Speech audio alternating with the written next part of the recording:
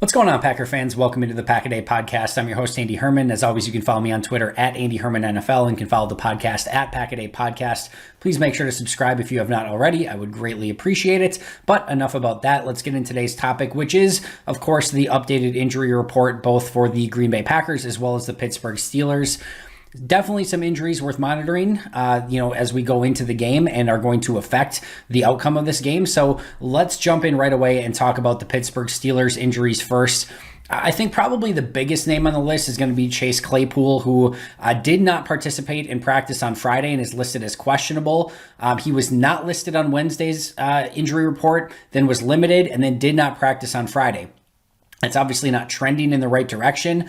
Chase Claypool is a big piece of this Pittsburgh Steelers offense, and without him, they still have good receivers, right? Deontay Johnson certainly is going to be a big piece for them. You would expect James Washington to get a bit more playing time. Juju Smith-Schuster is also somebody who was injured earlier, like on the injury report earlier this week, but is in line to play. So they still have good receivers. Eric Ebron, Pat Freiermuth, both are talented tight ends. So they have enough weapons. Najee Harris can catch the ball in the backfield, but you know that they would love to have Chase Claypool out there against this Green Bay defense, especially sans Kevin King, which we'll get to in just a moment. But I think that's probably the biggest one to monitor as like the actual injury report comes out is Chase Claypool, since he is questionable, and it does seem legitimately questionable as to whether or not he's actually going to play or not.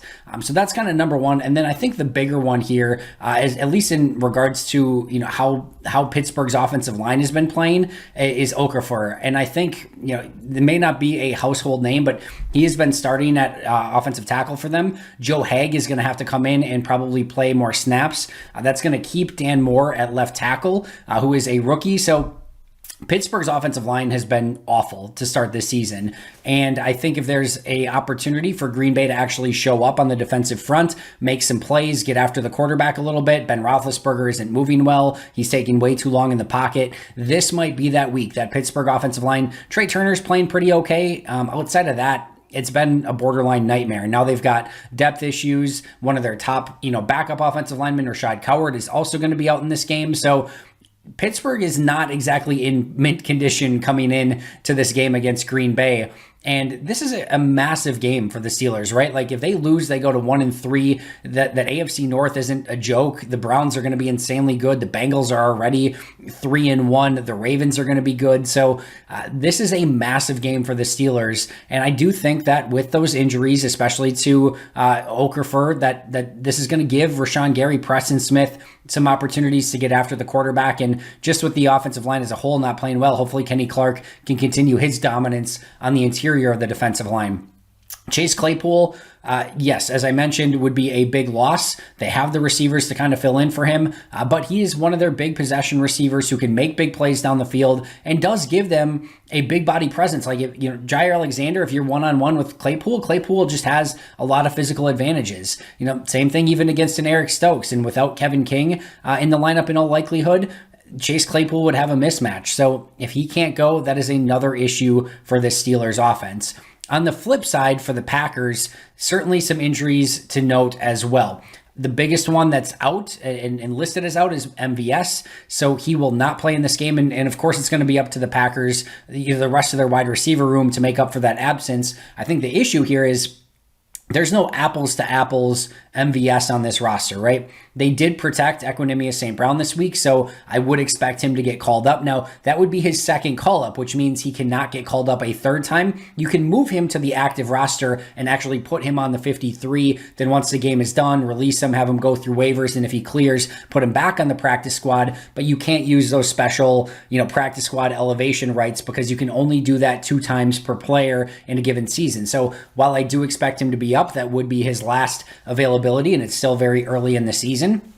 But they don't have that deep threat on the outside, right? Amari Rodgers, Randall Cobb, more of your slot type wide receivers. Alan Lazard, even EQ, going to be more possession. You've got Devontae Adams. Like they've got starting caliber wide receivers. It's not like they're going to be, without a wide receiver to run this offense opposite Devontae Adams. Lazard, Cobb, all those guys, Malik Taylor even, should be able to fill in adequately, but not bring the same style of receiver that MVS is. And against the Steelers, you know that they're going to want to be aggressive with Minkah Fitzpatrick. And if they don't have to keep a safety over the top of that second wide receiver, that could change things up quite a bit. Now, that being said, with MVS out, it is a bit interesting to see, does that take Pittsburgh out of that cover 2 shell, which Green Bay has struggled with a little bit? Maybe. And if so, maybe that's actually advantageous. That being said as well, you know if that safety is going to lean one way, it's going to lean towards Davante Adams, which is going to make it paramount that Allen Lazard and Randall Cobb and Bobby Tunyon are winning their routes quickly and easily. Otherwise, what can happen, especially if there's no MVS, right? Just kind of play this out for a second. MVS on one side, not there. So that becomes Allen Lazard with Cobb in the slot, and then Davante Adams on the other side. Of course, you've got your Aaron Jones, Robert Tunyon.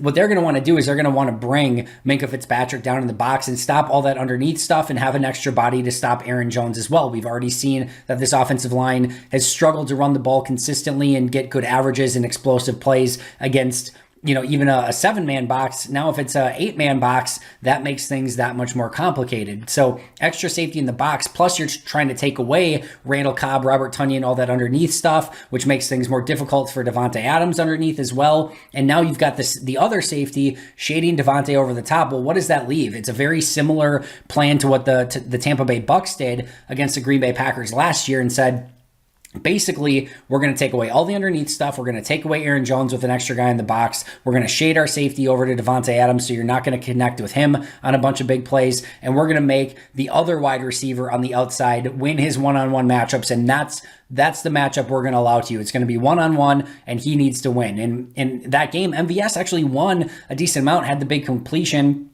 Also had a couple other completions that they could have hit that Rodgers and MVS just couldn't connect on. Now that becomes Allen Lazard, maybe a little Malik Taylor. Who knows how they do it, but maybe a little EQ. But that receiver is going to need to win on the outside with how Pittsburgh's going to want to play this game. So I do think that MVS injury is definitely one to keep an eye on. And what I mean by that is him being out. How do they replace him, right? 2 players are also doubtful for this game. You've got Elton Jenkins is doubtful and Kevin King is doubtful. So Kevin King, I think we saw very clearly that Stokes, Sullivan, Jair, no issue, right? In fact, I think most of us could make a very strong argument that is Green Bay's best trio of defensive backs. I do think it hurts Green Bay's depth, right? If Jair or even Sullivan, Stokes would go out, now you're really scrambling, right? Are you going to put Isaac Yiadom out there? Shamar Jean-Charles? Are you going to put Savage in the slot and play Henry Blackmore?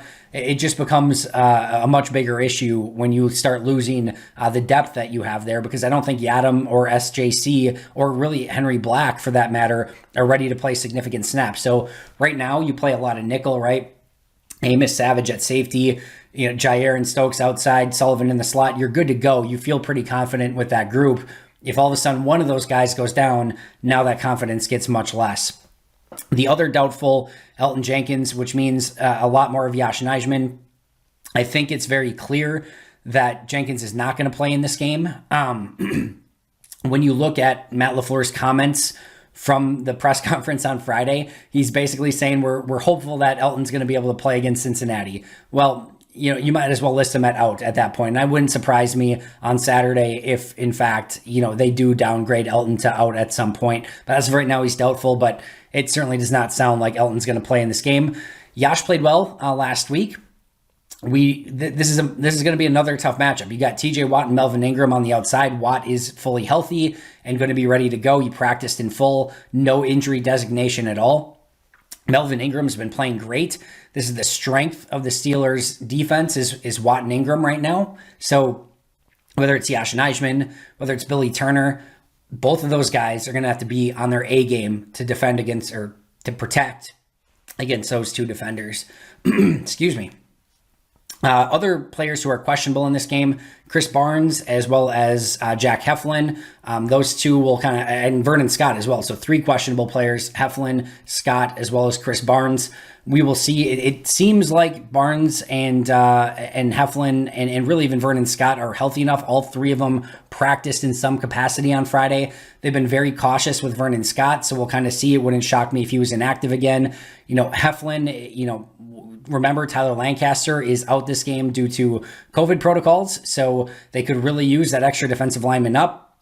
He was not listed on the injury report up until Friday, and now he's limited with a ankle injury, so we'll see if he's able to play. And then Chris Barnes has been limited almost all week. He didn't practice on Wednesday, but limited Thursday and Friday. If he clears concussion protocol, you would expect him to be that starting linebacker alongside Devondre Campbell once again. So those are the injury reports. Really, the only other thing to note, I had the opportunity to ask Matt LaFleur in the press conference on Friday about Kenny Clark, because I thought it was interesting. Clark played 62 of 70 snaps, and to be frank, like, you want him out there every snap because just nobody else is getting the job done, right? We discussed that yesterday. Kiki and Lowry, those guys have been awful. Lancaster's been okay, but you take Kenny Clark out of the front right now, and you're not getting pressure from the interior, certainly. So he played 62 out of 70 snaps. I asked Matt if that was a concern or if that's sustainable over the course of a 17-game season. And he basically said that they looked at that as a staff. One of the reasons they felt like it was okay last week is because the offense had a lot of long drives. And by the time the defense got on the field, Clark was good to go again. But he was certainly aware of it. And you got to think that they're going to want to limit those snaps a little bit more moving forward, as difficult as that is, because he's the guy on this defense right now that's creating any havoc up front. I do think, again, Preston and Za'Darius, or Preston and Rashawn have had some of the absolute toughest offensive tackle battles to start the season. You got Teron Armstead, Ryan Ramczyk, Penei Sewell, McGlinchey for the 49ers, as well as Trent Williams. That is as difficult as a gauntlet of offensive tackles as you're going to face in a 3-game stretch. I think they are going to have a much easier time this week against Pittsburgh's offensive tackles, but they're going to need to. They need to win those matchups and get pressure on Big Ben, because last week's Big Ben was a blooper reel, and you can't let him get momentum going in this game. You got to get to him, get him off his spot, and make him basically put another blooper reel on tape in Lambeau Field in Green Bay this coming weekend. That's going to do it for me today. Thank you so much for joining me. Enjoy your weekend, everyone. I'll be right back here tomorrow with an all-new episode previewing the game, so make sure not to miss that. But until next time, and as always, go Pack Go.